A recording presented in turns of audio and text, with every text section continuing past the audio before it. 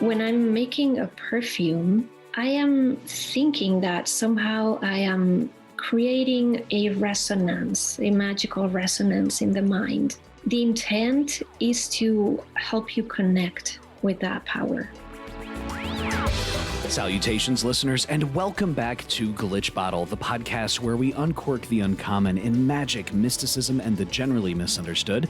I'm Alexander, and today we are so excited to talk about esoteric aromachology with Helena M. Alcaide.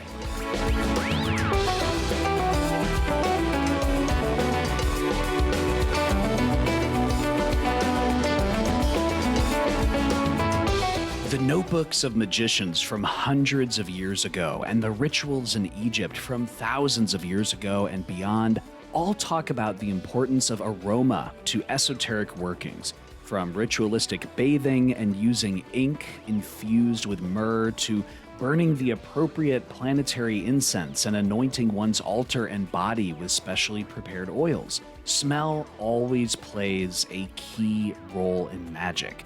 But what is aromachology? And what esoteric and astrological elements are needed to distill an elixir? I mean, heck, what is the distillation process even like? Well, the perfect person to ask about all of these topics is our guest, Helena M. Alcaide. Helena is an aromacologist, a perfumer, a practitioner of alchemy, astrology, and theurgy, and Helena is the founder of Blazing Torch Alchemy. Helena's work is incredibly high quality, and it's also deeply researched. Born in Catalonia, Spain, of Andalusian ancestry, Helena has studied fine arts, literature, history and humanities, NGO management, Ayurveda, and other subjects, and she has a special interest in ritual dance and music, martial arts, yoga, and other disciplines, and how they relate to magic. In this episode, we go deep into Helena's own approach, astrologically, alchemically, and otherwise, with Blazing Torch Alchemy, and how she produces these esoteric elixirs from the ground up. Also, we explore the importance of research into aromachology and the important factors that go into creating an elixir. In addition to all this, I really want to thank each and every Glitch Bottle patron on Patreon for your support and your wonderful questions for Helena, which, as usual, really elevate the discussion and take it in new and interesting ways. And now to help us uncork the uncommon, let's welcome Helena M. Alcaide.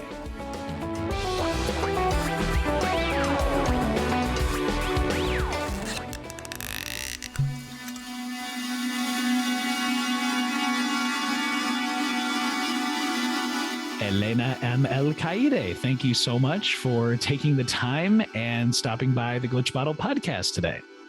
Thank you, Alex. It's a pleasure to be here.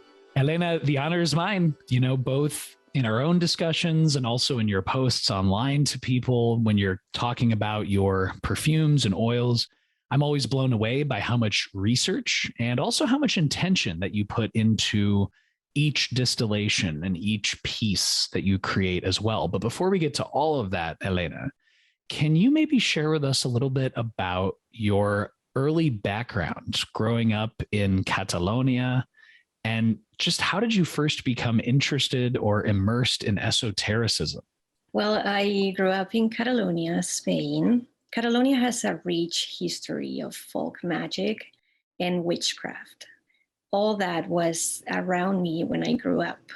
It impregnated every part of my life.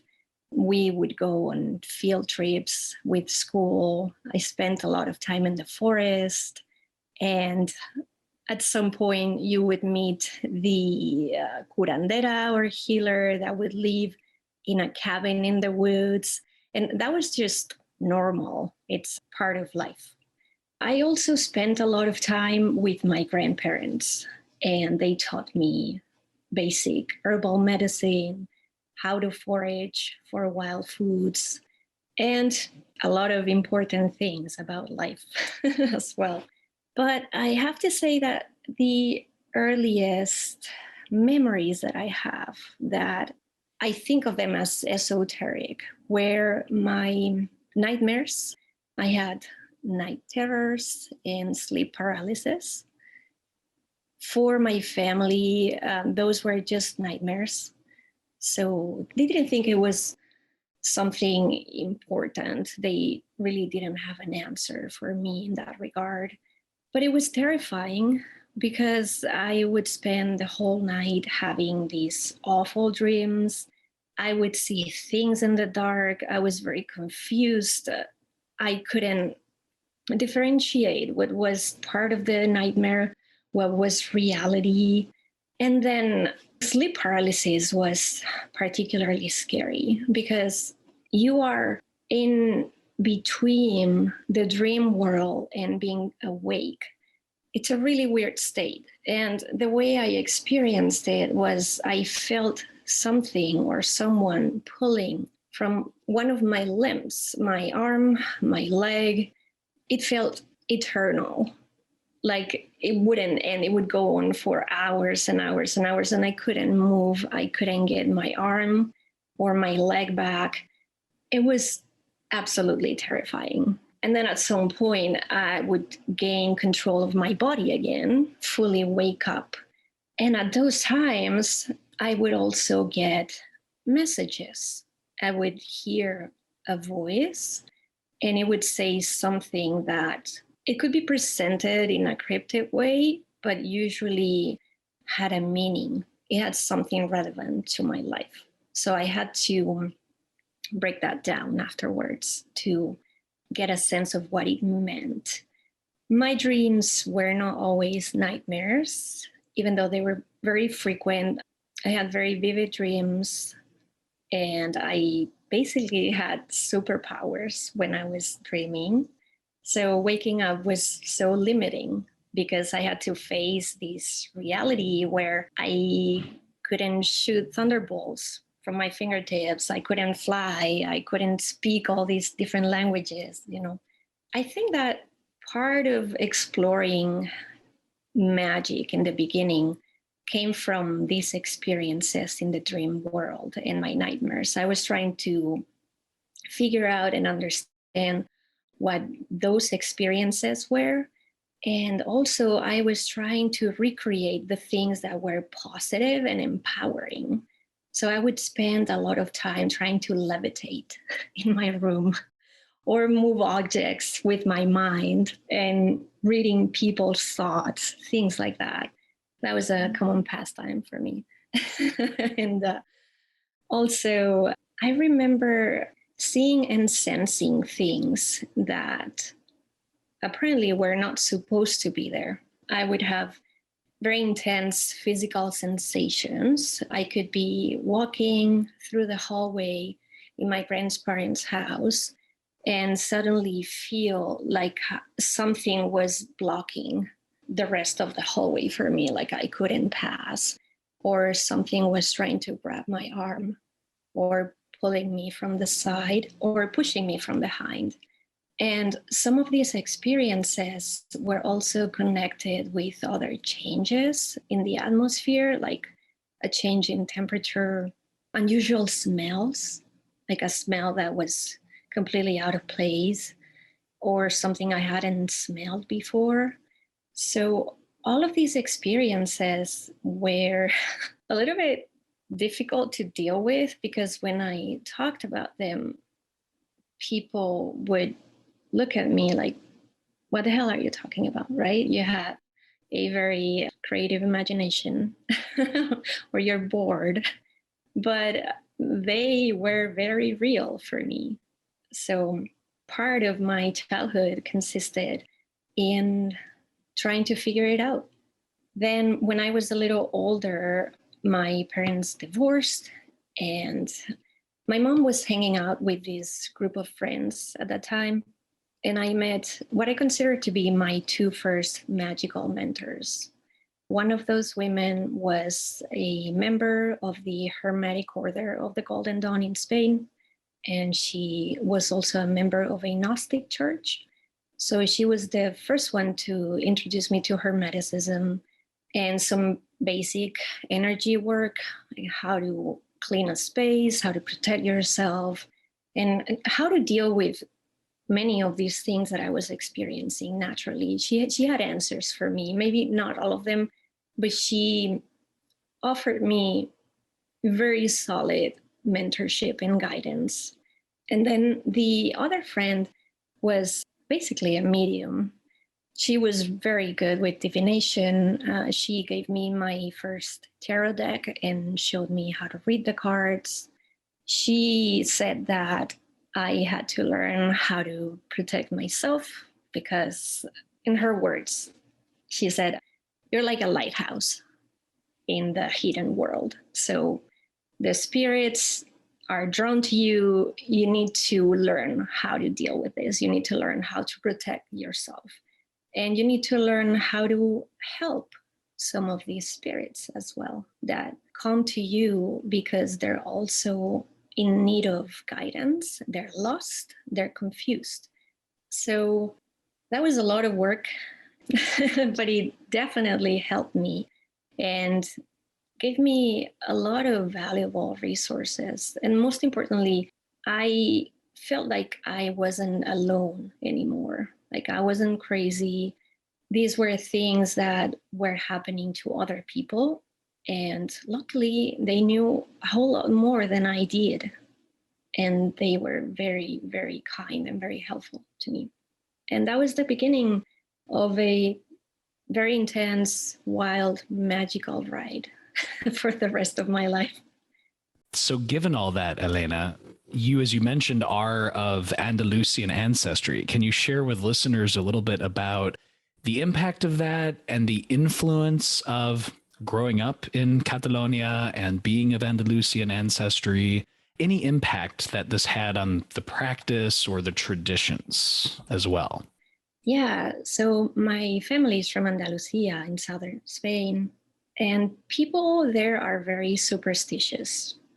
They don't talk about magic. They are mostly religious and they do magical things without thinking that they're doing magic. For example, they will give you objects that are charged with magical intent and energy, and they see them as almost like a religious blessing for good luck, for protection, and they're talismans.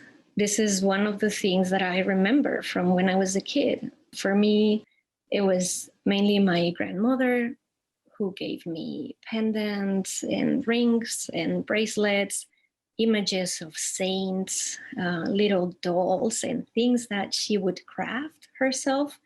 And she's a very religious woman, but not necessarily a witch or a magician. She never saw herself that way. But I have these memories of all these objects and also curses. This is another thing that people don't talk about, but then you have these random conversation and the neighbor tells you about this person who has an ancestral curse in the family, but you shouldn't talk about it because there's this fear that if you say it out loud, then you're attracting these things to yourself as well. So there's a lot of superstition connected with all these things. And there's also the figure of the curandera, which is basically the healer in your neighborhood. There's always this person that is very normal, and the methods they use are pretty common. They use things that you can find in your kitchen, and they don't put on a show. Just go there and they grab a few things and they say some words, and every person has its own way of doing it, but it's also something that you could easily see your grandmother doing as well. It's just that these people are seen as figures that have special abilities. And again, when people talk about the curandera, they do it with a sense of respect and a little bit of fear as well. They don't want to mess with them just in case, because there's this evil eye and there's the cursing power that is associated with these figures as well.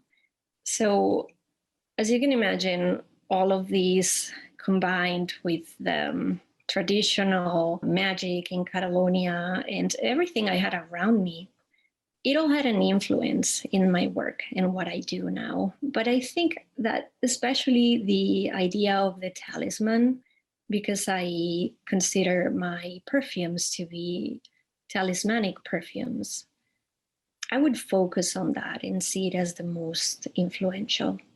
So, given this focus, Helena, about the talismanic properties, about your mentors, and as you're going through this journey, when did you first become interested in aromatology? When did that formally or maybe informally kind of become a part of your own esoteric interests at the time?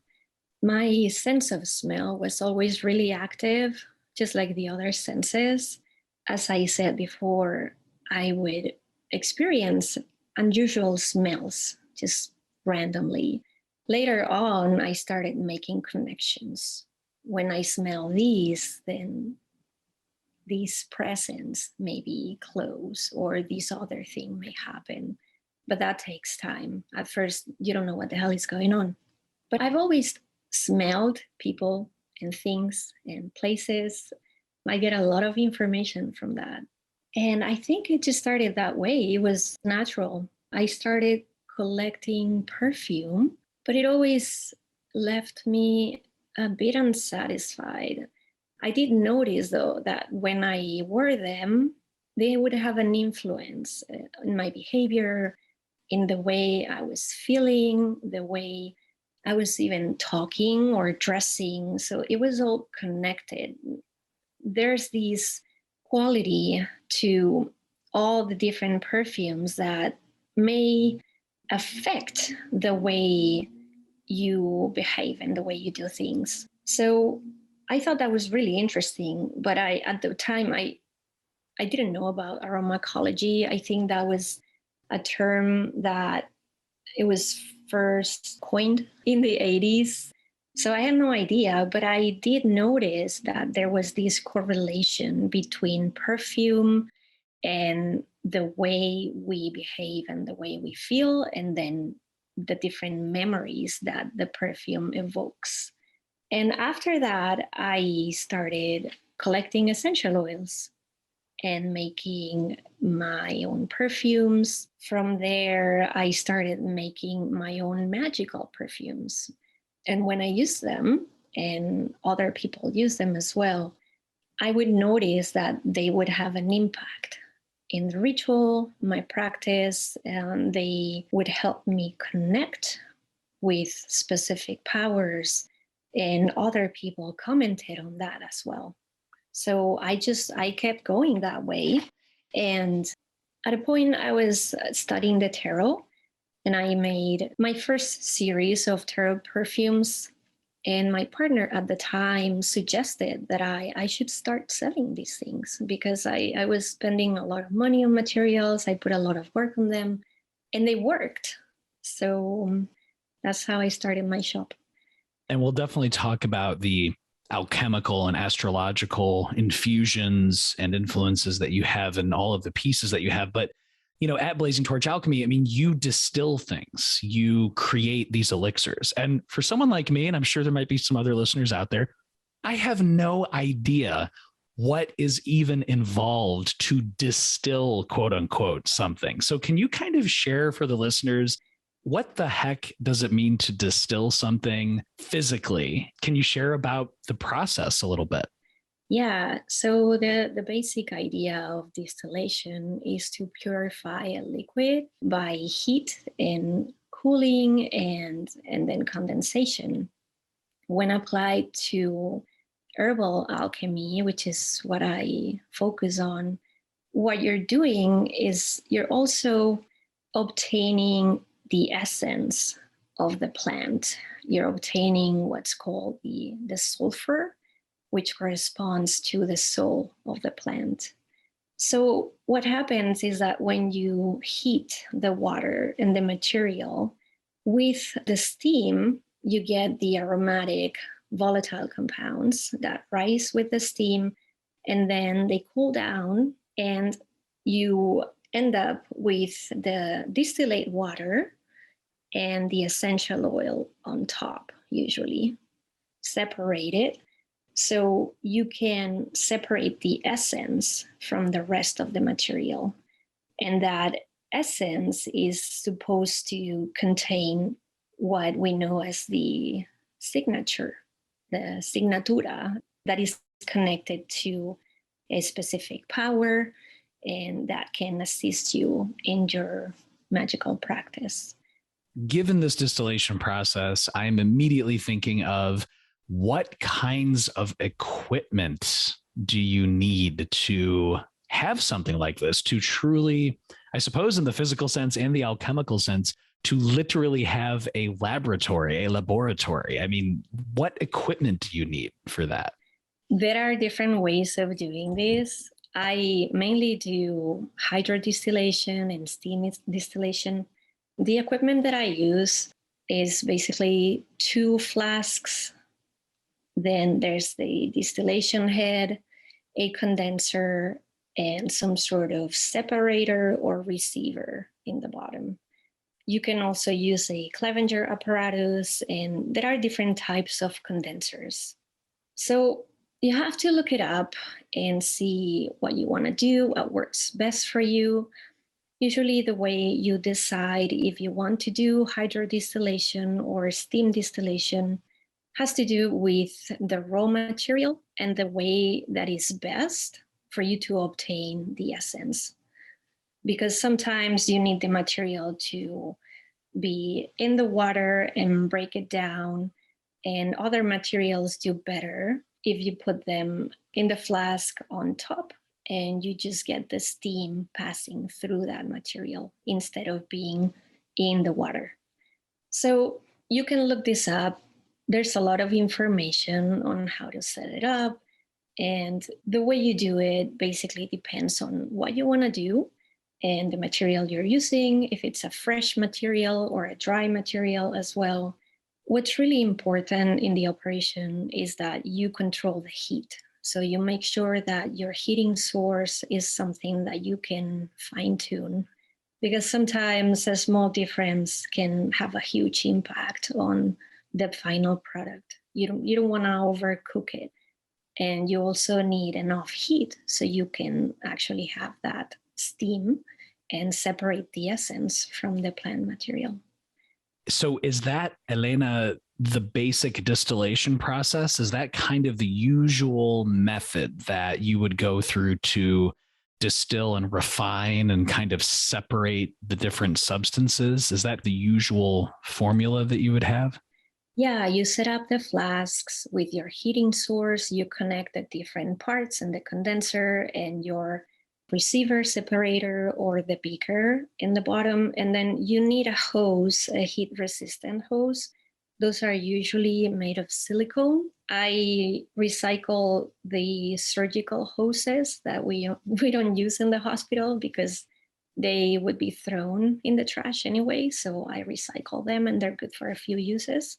And you need cold water, really cold water, because the cold water, it's what's going to give you the condensation. It's connected to the condenser and you need that to keep flowing.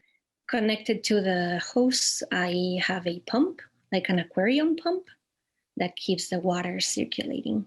And you can do it in the sink, your kitchen sink. You can use, a lot of people use a bucket and they put ice in the bucket to keep the water cold.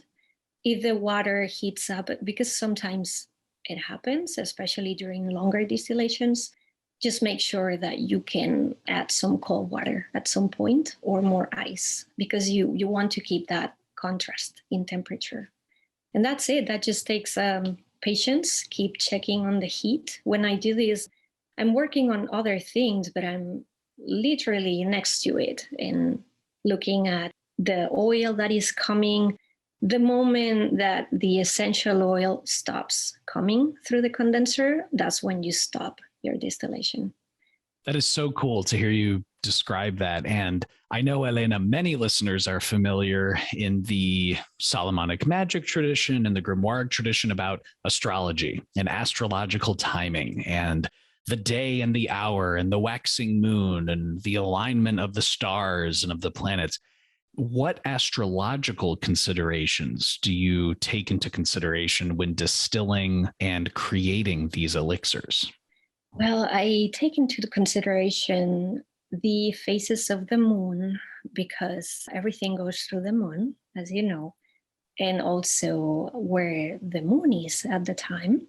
Also, planetary dignity, that's important for certain operations. Sometimes aspects as well, but that would be the order of priority: moon, planetary dignity, and then aspects. You can also work with planetary days and hours and the moon. That could be another way of making it very simple because these can get very complicated, as you know. I think that the most important thing is to find the best time for a specific operation. And once you have that, then you can keep it simple or you can get as complicated as you want it to be, just to be more accurate, more specific about the end product and the energy that is happening in the operation. It sounds so alchemical. When it comes to alchemy, that word gets thrown around a lot. Obviously, people have different interpretations, but can you share with us, Helena, what alchemical considerations do you have when distilling or creating? What role does alchemy play in blazing towards alchemy? Well, the first one is that with distillation, you are obtaining the sulfur, the soul of plants, and this is the essence. This is what contains the signature that corresponds to certain powers.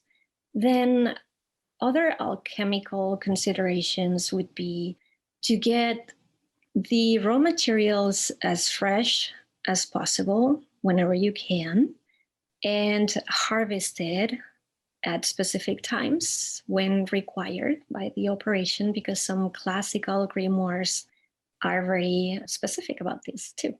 When you buy them, you want to buy high quality.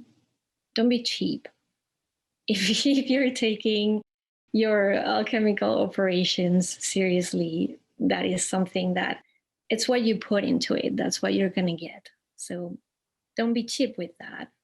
In the end, you're going to be offering these to the spirits, to the gods, to the planets. So it has to be the best you possibly can. Within reasonable limits, of course, you have to eat and pay rent and all of that, but you know what I mean. Just don't be cheap. Then sometimes you have to pause or stop an operation because it's taking a long time. And if you work under astrological conditions, as I do, because I don't separate my alchemical work from that, then sometimes are just not good for it. And you have to stop.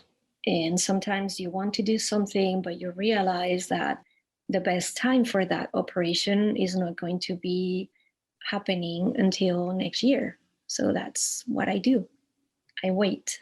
Sometimes when you really, really want to do something, you can also just go ahead and do it and keep it very simple. But as you know, I stay busy. I have plenty of projects to do. So there's always something else that I can be working on at that time. And that's what I tend to do. I go with the flow. I look at the different powers and influences at play at every moment, and I focus on those. That's why when the astrology of the times suck, I may be silent for a little while because there's no cosmic juice in there for me. That is such a wonderful lesson, Helena. And, to that point, when it comes to your experience in aromatology, we have a listener question for you from one of the Glitch Bottle patrons, Setkin. And Setkin is asking, Helena, I casually and loosely study aromatherapy, so I'm very much looking forward to this podcast. I've been interested in the field for a while now, Setkin says, having been introduced to it by a wonderful aromatherapy teacher many years ago. I have a considerable essential oil collection that I use primarily for meditation and ritual purposes, as well as well being purposes. And so Setkin, Elena, is asking, what is the distinction between aromatherapy and aromachology? Aromatherapy has a therapeutic approach on physical and psychological well being. Aromacology studies the influence of scent in human behavior, but they overlap because when you're smelling something, that smell can alter your emotional state, can bring up memories, and that can also have an impact on your well being. And when using aromatherapy, scent can also trigger memories and affect your psychological state. So it's a little complex, but they are different things. Elena, thank you so much for sharing that distinction. It's really important. We also have a follow-up question for you from Setkin, who is asking, in following the link from the invite page, I went to the Etsy store, the Blazing Torch Alchemy Etsy store, and I was surprised to see oils there that I know in pure form are prohibitively expensive. One example, oud, or another, rose. My question, therefore, is, does aromacology, Setkin is asking, use the vibrational essence of a plant rather than the actual essential oil byproduct? If it's the latter, how can a formula such as rose oud be sold so inexpensively, even if the bottle is tiny? And surely, if this is the case, the scent profile would be almost untraceable. Aromacology uses any materials that are fragrant. So it's not about the essence of the rose in the sense of vibrational essence. It's about essential oils and also synthetic materials. So anything that is considered aromatic. And regarding the pricing of my oils, my perfumes are already diluted, so you can apply them to the skin. So what you have in the bottle is not 100% essential oil or absolute, because it already contains carrier oil. That automatically makes it cheaper than being 100% essential oil. So what I use is real oud, real rose absolute, but the oud that I use is plantation grown, so that's also cheaper and sustainable, while harvested oud is not sustainable. So that is something that I don't support. Yes, it smells like heaven, but I have my priorities. So you have the real rose and the real oud, and those contain the soul of these plants and they contain the essence. But there are other aromatic materials that you can use to add body and diffusion. You can study the GCMS analysis. You can get what are some of the constituents in rose and agarwood, and then you add some of those materials to your perfume composition to enhance the rose and oud smell.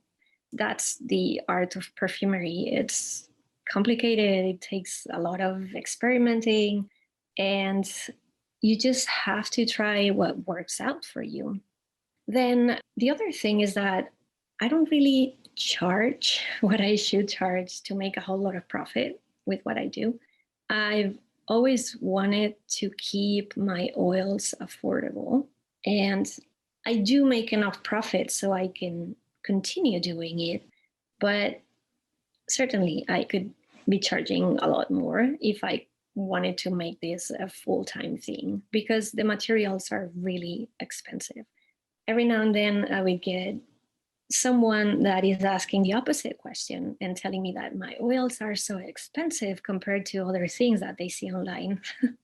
And I think you have no idea. That's where my paycheck goes every month.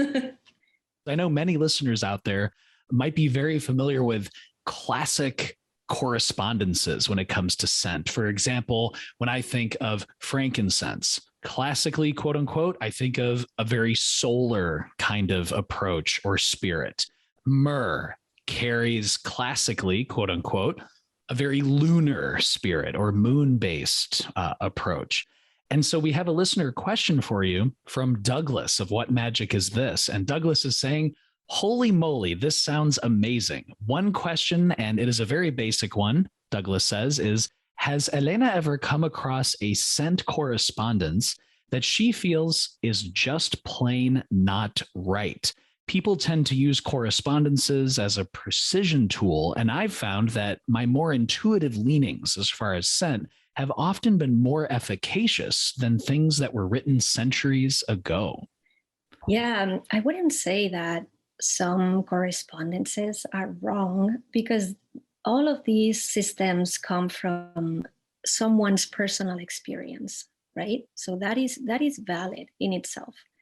There's something that may work better for you, of course. That's why I make these perfumes. It's an exploration. It's a way of finding more correspondences that are not found in the classical sources because they simply didn't know about them.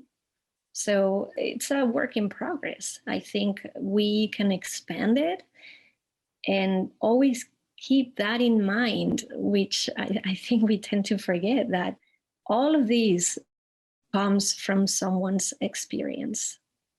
Somebody came up with that in the first place. It seems like the world was made like that, and this was set in stone, and this is it, and just the way it is. And there's nothing else you can add to it. And actually, it was another practitioner that came up with that. And then you get confirmation from other practitioners, and then it turns into a tradition. But it's always the first one who gets the initial download, or who sees the correspondence, the signature, and experiments with it. So I think that this experimentation is really, really important. And there are differences. When you look at the different materials and their correspondences, you find differences in the different grimoires, that they don't correspond to the same planet, for example. And I think that some of that has to do with the geographical location, the availability of materials, what was considered to be common and what was a luxury at the time. When you think of Jupiterian and Venusian offerings, you always get this sense of expensive, luxurious, hard to find, right? It's very specific. And when you think of the sun, there's always this royal element to it, and it's always expensive too. So I think that is something that continues to evolve and expand. To that point, we have a listener question for you from Chance. And Chance is asking, what are Helena's thoughts on the different types of frankincense, insofar as there are several different trees in the family that produce different smelling frankincense? And Chance is saying one in particular with psychoactive effects, thought to be the biblical kind. So yeah, anything, Helena, on your thoughts on just the different types of frankincense? I love frankincense. I have worked with all the available varieties. At this point, I have distilled some of them myself as well. The main types that the listener refers to, I think they're Boswellia papifera and Boswellia carteri, or Boswellia sacra as well. They contain high amounts of incenso acetate, which has shown to have psychoactive effects. There are some studies that show that incenso acetate can be anxiolytic, an antidepressant as well. A lot of the studies, unfortunately, have been done in rats. So I'm interested in seeing more studies in humans, but there's a lot of potential in that. And I think that ancient civilizations already knew about these psychoactive effects at an experiential level, because it was identified with the presence of the gods. So there is something very spiritually exalting about frankincense. And regarding the different varieties that I work with, they have not just a different smell, but also different effects and potentially different correspondences as well. I have found that what they call black frankincense, which is Boswellia neglecta, is very chthonic. I use it in my Anubis oil. I offer it to Hecate with other resins as well and other chthonic spirits. It's very powerful. It's very effective. So that is one that I highly recommend using if you're doing any chthonic invocations or evocations. There's another type that is less known is Boswellia rivae. When I smell it, it's sweeter. It's almost, it has honeyed undertones. If you work with the Greek magical papyri, for example, you see that there are many spells that require the oil of roses and the offering of frankincense. I think that if you combine Rose Absolute and Boswellia rivae essential oil, that is a wonderful combination, especially for Aphrodite or Venus. So those are some basic suggestions on exploring frankincense. This leads to the next question, which is a listener question from Glitch Bottle patron Marie, who is asking, do you, Helena, work with any particular plant spirits or plant energies? And if so, which ones? They change. This is just like some spirits and different powers. They come and go, some stay, some have been there since the beginning of my practice. For example, with frankincense, that is an essence that I've always worked with. It's like a staple for me, and that is connected to my personal astrology. That is something that I suggest for the listeners that are more interested in implementing some astrological considerations and how to use their personal astrology in their ritual practice. If you study your natal chart, or if you don't know how to do so, just have a professional astrologer do that for you. That is the best you can do because they know what they're doing. So have a professional astrologer look at your chart and identify which ones are the planets that support your work, which ones are the planets that are making it harder for you, which planet is the ruler of your ascendant, and which one is the occult ruler of your chart. I don't know if you remember, we talked about this a while back when I mentioned the oikodespotes, which is the, in traditional astrology, the ruler of the chart. You have different rulers. So the ruler of your ascendant is what most people know of as the ruler of the chart. But then there's also this hidden ruler, which is the one that's behind the scenes, but controlling the plot of your life, basically. And when you find out, you can use the different essences and the correspondences to these planets and use those to your advantage. So you can use different perfumes and oils to enhance your natural abilities. And you can also do magical and astrological remediation to balance out the planets that are not working on your favor. And for that, I also recommend talking with a professional astrologer because remediation can backfire if you don't know what you're doing. We were talking about this before the podcast about going through the natal chart and finding out if you have placements in your chart that are very Saturnine or Venusian or, you know, Jovian or Martial. And this kind of leads to the next listener question we have for you from Marie, who's asking, how do you go about connecting to a particular plant energy? Most of it, in my case, is experimentation. So some call what I do the shamanic way, which is fasting, taking the plant internally whenever possible. So, of course, I don't want to poison myself, but anything that's safe, I would take it internally for days or weeks. The best is to fast. So when I have the whole day to experience that, that's what I do. I fast and I just take this plant, I don't eat. Then I notice if this particular plant attracts any entities. So I make some connections there. When I work with the essence of it in the form of oils, it's very similar. I anoint myself, I notice the impact that it has in my psyche and my emotions, if it triggers specific memories. And I also pay attention about the essence attracting spirits or something unusual happening, something new, especially when it's a new oil that I haven't worked with before.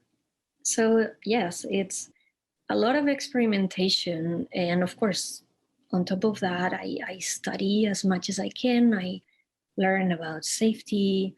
I learned about the magical uses and medical uses of the plant as well, and see how that can relate to the work that I'm doing.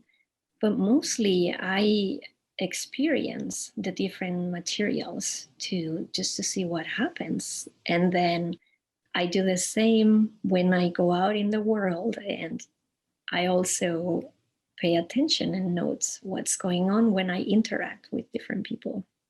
This also goes to, as Terence McKenna has said, the felt presence of direct experience, which is something that you truly take to heart and that is so wonderful to see. And this actually touches on something, Helena, with another listener question from Marie, who is asking, what are your thoughts on sustainability? Many natural extracts are extremely labor and resource intensive to produce. Marie is asking, is this something that you take into consideration when buying your supplies? Yes, always. Sustainability and ethical sourcing are very important to me. When I first started doing all these perfumes and working with essential oils, I was doing all natural stuff. And that led to realizing that sometimes you get shortages. There's not enough supply because the demand is high, especially related to natural products. And I had to figure it out. Luckily, years ago in Spain, I co founded a fair trade company, and I learned a lot about sustainable practices and fair trade and how to work with communities that are producing these essences or other things in a sustainable and ethical way for the land and for the people as well. Some of these people are not certified fair trade, but they're following the same guidelines. So sometimes when you invest in small producers, you're actually helping them to get certified, to get the means and a way of getting that legal backing, basically. But it's a lot of work, and you have to know what to look for because the market is full of cheap things and imitation stuff. And it actually, as the listener said, it takes a lot of labor to produce these things. And it's important that they're sustainable and ethical. Marie is asking as well, does working with materials you have distilled yourself, Helena, versus those you purchased feel energetically different? It does. It may be mostly for myself. But yes, in the alchemical tradition, when you are extracting an essence, you are part of the process. So your own energy and your own signature becomes part of the final product. I think that it affects me more than anybody else, but I've gotten messages from buyers also noticing the effects on specific blends and oils that I had extracted. And that was interesting. That was really interesting to hear.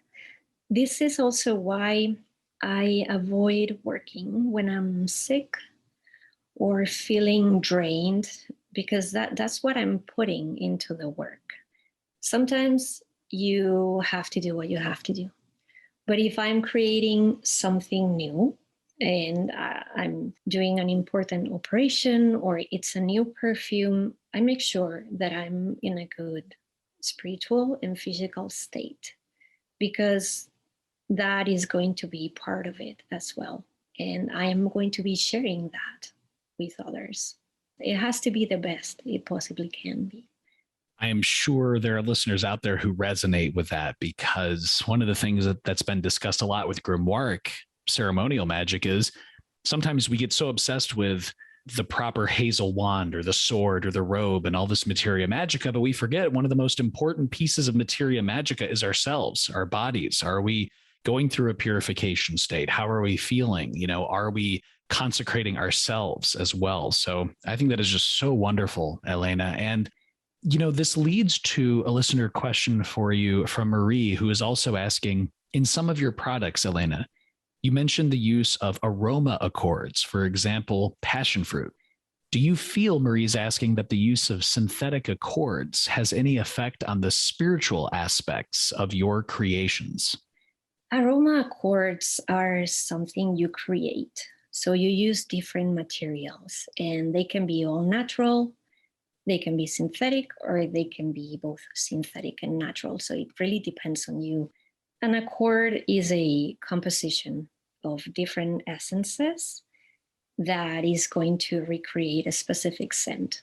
It can be mimicking the scent of passion fruit. In this case, it can be whatever you want it to be. And that is something that takes a lot of practice. In my experience, the use of synthetics or incorporating synthetics to my perfumes, it's been very positive. But I also think that depends on how you do things and why you do things.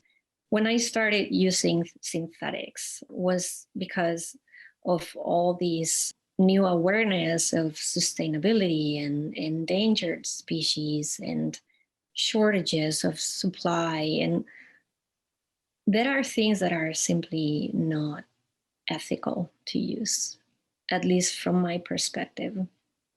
So synthetics are an option.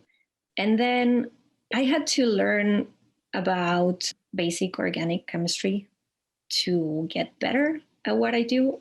And when I started studying, I quickly saw that a natural molecule and the synthetic molecule, that is the equivalent, are exactly the same.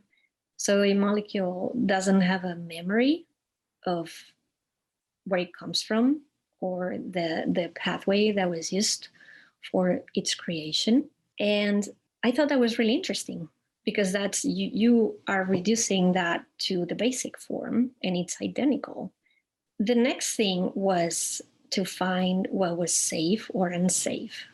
And that is another thing that a lot of people don't take into consideration when working with naturals. They think that natural equals safe and synthetic means toxic. And it's nothing like that at all.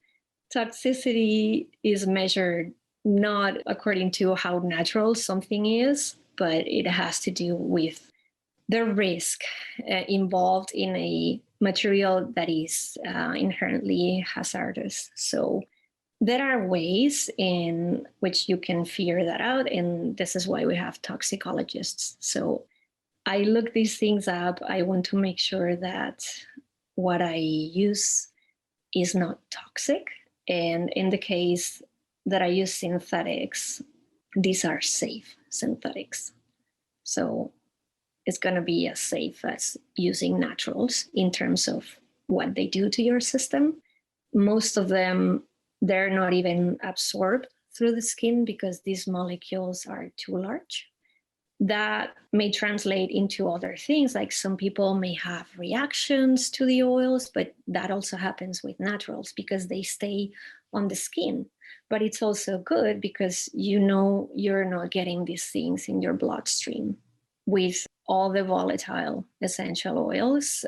The molecules are so tiny that they go through your dermis super fast, and you can do a blood test and you see these constituents in the test. So, they access your bloodstream pretty quickly. So my point is that natural is not safe by definition, and synthetic doesn't mean toxic.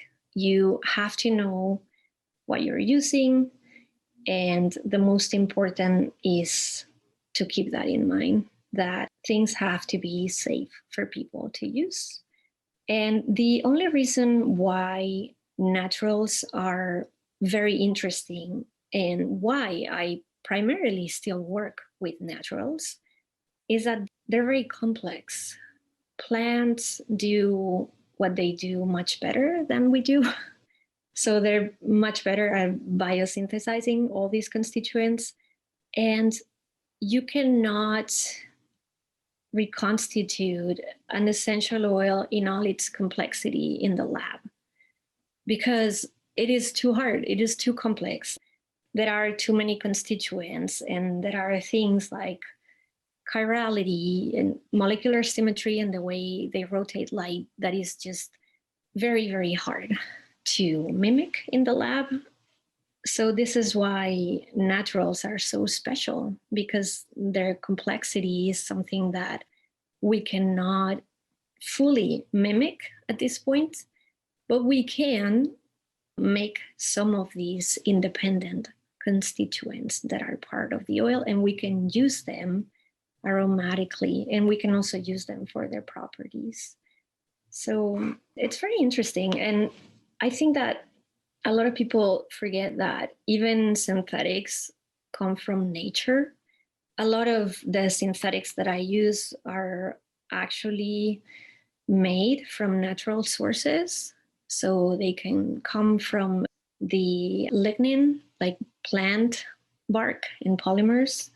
Some of them come from food waste, from fermenting enzymes. So you can get a lot of these aromatic constituents from waste products that otherwise they're not used. But the ones that we consider to be purely synthetic, they come from fossil fuel, which is dead nature. So it's just modified nature. And when you look at naturals, they're artificially concentrated. So even naturals require a process of human intervention. For absolutes, you need a solvent, you need a chemical solvent. It's not that easy as saying, this is good, this is bad. Just study it, make sure you know what you're using, make sure that you're not using things that are potentially toxic. And if some of these things are dangerous, if you have a medical condition or something like that, but it's a very common natural, like hyssop. Well, what if you have epilepsy? Don't use hyssop because it can trigger seizures. When I use some of these materials that could be potentially dangerous, I disclose it. I just say, this product contains this. So if you have a medical history regarding this or that, just don't use it. We also have a listener question for you, Helena, from Marie. And Marie is asking, do you, Helena, adhere to any IFRA or safety levels when creating your salves and oils? I've noticed that a few of your creations contain some ingredients such as jasmine and blue tansy that smell divine, but can cause photosensitization if the product is applied on the skin that is then exposed to sunlight. This is why, at least in Europe, Marie is saying, there are pretty strict controls on how much of which ingredient you can use in which types of products. Do you stick to any similar rules? I don't stick to IFRA's standards. They have a voluntary code of regulations that is backed by large corporations that have financial interests in the perfume industry. Some of the EU regulations have basically taken the IFRA standards and turned it into the law. The problem with this is that IFRS guidelines don't reflect reality. Their studies lack rigor and they're missing information and accuracy. And if you want to know more about that, you can find a lot of information in Robert Tisserand's book, Essential Oil Safety, which is what I use as my source for this type of information. So yeah, I follow Tisserand's work. He's been studying essential oils for over 40 years, I think. Total essential oil nerd, wise man.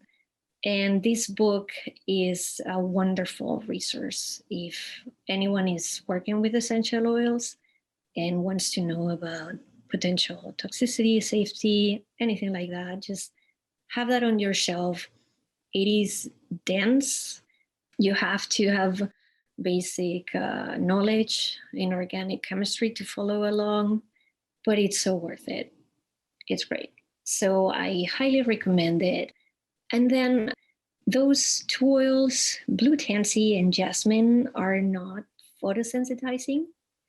Jasmine can be a potential allergen for some people, can create skin reactions, but it is not connected to direct sunlight exposure. So it's something different. But there are other oils that are photosensitizing, like cold pressed citrus oils, oxidized distilled citrus oils, bergamot, cumin, rue, angelica, lemon verbena. There are others, but these are pretty easy to find. And again, I recommend the book for the complete list on these oils. Skin irritation can happen to anybody because that is something that is beyond my control. All I can do is to tell someone what they should avoid. If they're asking me about a specific allergy that they know they have, then I can tell them, well, don't buy these oils because they contain this essence. So don't use that. Otherwise, you never know. Sometimes you react to things that you've never been exposed to, and there's no way of knowing until it happens. Some people are allergic to some of the mildest oils that we know of. Like recently, I had a buyer that was allergic to lavender. So I just told her, well, don't buy these because they contain lavender. So you just have to know about the materials you're working with, disclose any of these potentially harmful things. And beyond that, it's just a matter of trying what works for you and knowing what you're allergic to. You know, I know there are many listeners out there who might have their favorite material to work with. They might have their favorite scent. You know, you might have some diehard myrrh people out there. You've expressed your affinity yourself for frankincense. And so this kind of leads to a listener question from Marie, who is asking, do you, Helena, have a current favorite material that you like to work with? It's impossible to choose one. If I really had to, I guess I would keep frankincense as my one and only. But I also love agarwood and sandalwood, cinnamon, labdanum, cypriol, jasmine, orange blossom. These oils, I just think that the scent is incredible. But then I also have my favorites because of what they do in blends. So some of the essences, you use them because they act in synergistic ways with other oils and they do interesting things in blends like patchouli and pink pepper, vetiver, tonka bean, violet leaf, fennel, henna, saffron. These are all things that when you incorporate them in a perfume, the result can be a bit unexpected. And it's always interesting to experiment with them. I also have a fascination with things that smell weird, unusual. Like when you smell them, you're thinking, what the hell is this? Especially the first time you smell them. And those are also favorites, like cistus and costus, davana, mastic, curry leaf, all the choyas, like choya loban, choya rao. These are essences that they're so evocative, but they're so weird. They're very interesting to me. And sometimes they don't blend well with other things. They blend well with just a few things. But it's part of the process of experimenting. That is so fascinating to hear you share that, especially with how much smell is tied to memory and how they can trigger memories from decades ago, or you have this kind of strange smell where you're like, what the heck is this? I can't even place this. So, to that point, Helena, given all of this with aromatology and making elixirs and distilling and the astrological considerations and the alchemical considerations, what are two or three things that you can share with listeners in terms of some of the biggest misconceptions that you found out there about aromatology? I think that the most common one is that aromacology is the same as aromatherapy, and it's not. They have things in common, but they're different. A lot of what you see in the market labeled as aromatherapy, candle, body wash, soap, whatever, it's actually aromacology. Sometimes they're not even using essential oils, which is basic for aromatherapy, only uses essential oils. And these products, the focus is to have an impact on the way you feel, your mood, to create a specific atmosphere. And that is aromatology. Some people think that this is easy. You just throw a few oils in a bottle, you shake it, and it smells nice, and you're done. Aromatology is its own thing. The way I use aromatology is in a magical way. So I guess I have my own branch of aromatology, just to put it some way. It takes a lot of work. It takes finding out these correspondences so we can keep expanding the magical system. It takes a lot of experimentation.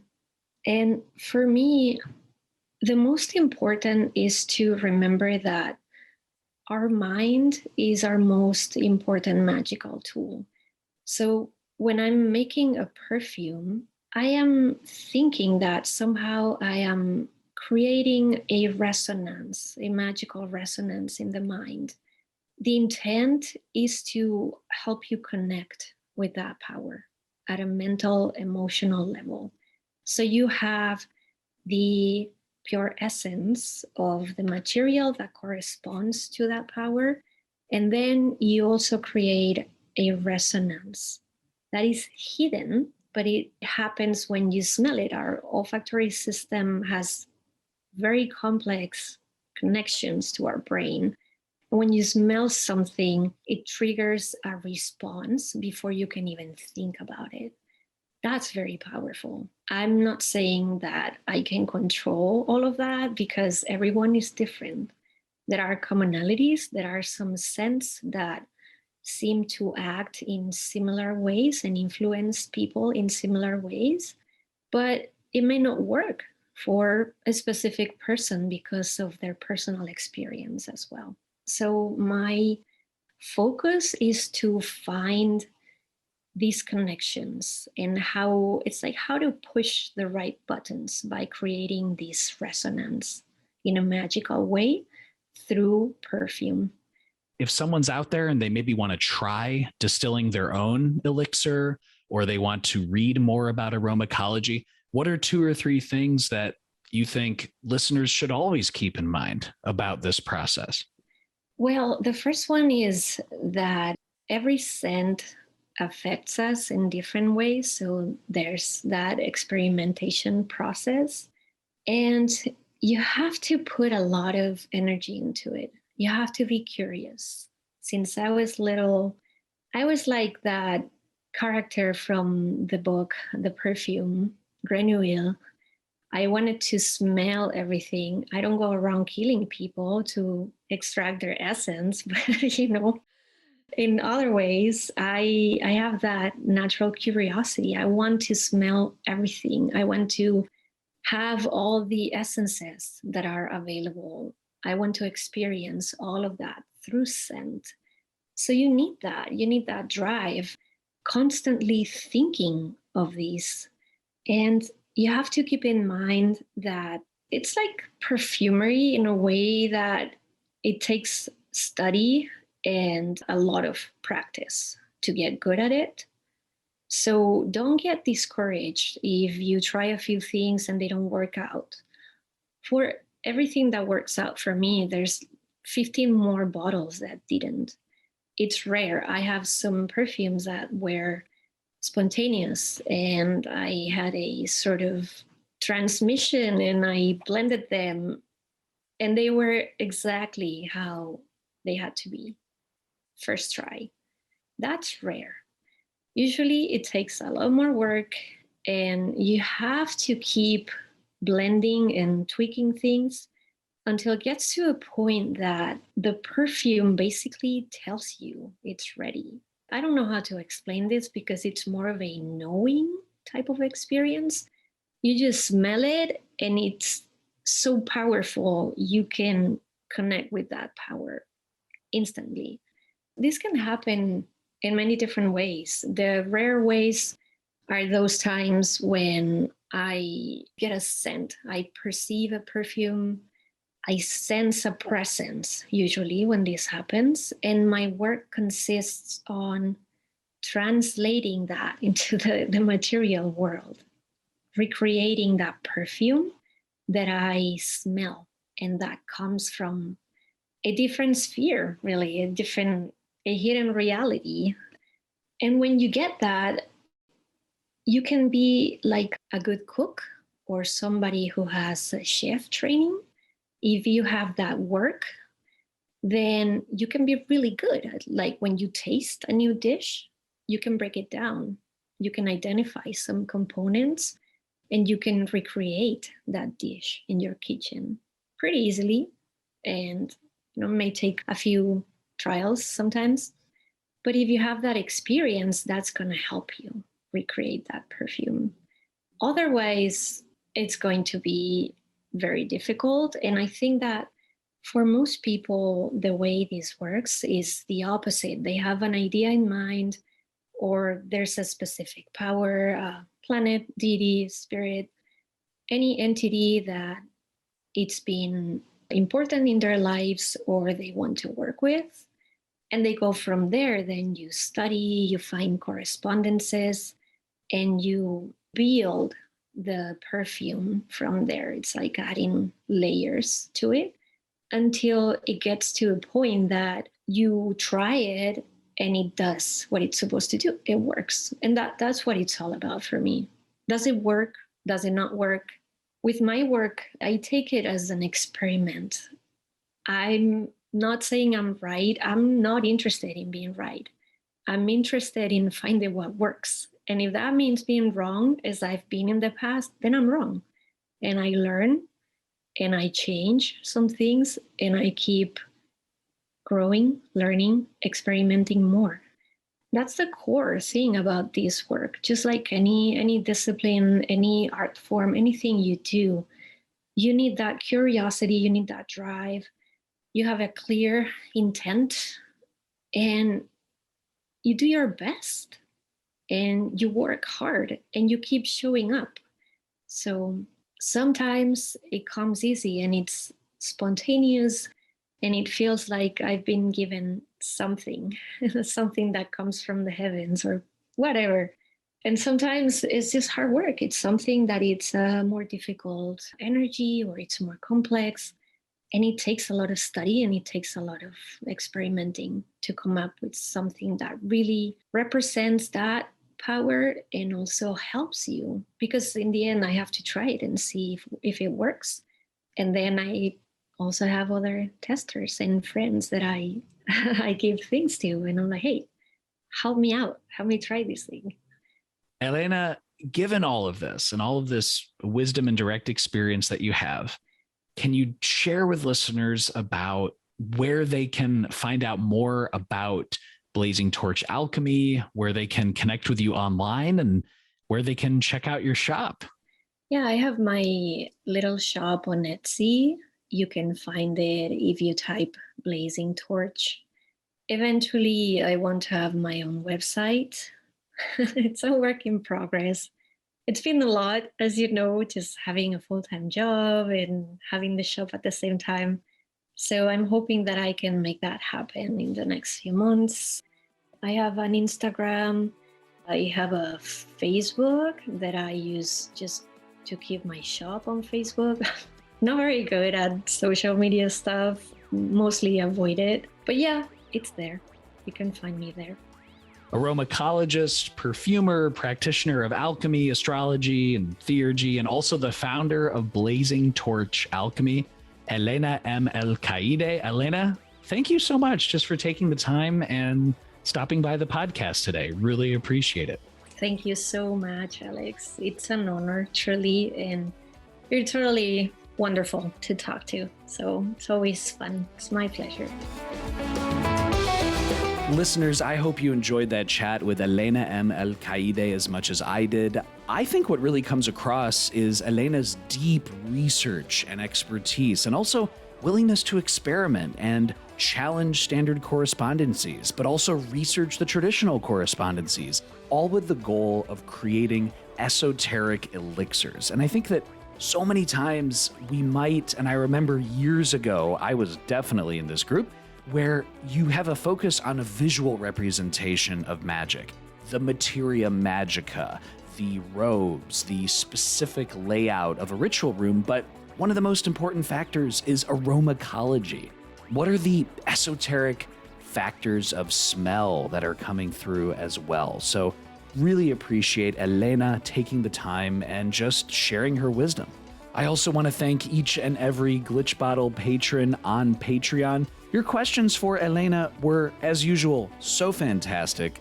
The Glitch Bottle podcast would not exist without support from patrons, so thanks to each and every one of you. And also, did I mention Glitch Bottle has no sponsors or advertisements to support it? Literally only you, only listeners support the podcast and make it possible. So if you'd like to claim your rightful seat in the Glitch Bottle caravan and enjoy extra perks and chats, please consider visiting patreon.com/glitchbottle.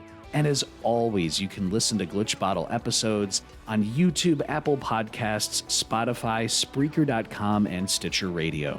As always, this is Alexander Eth reminding you to invoke often, uncork the uncommon, and keep the light.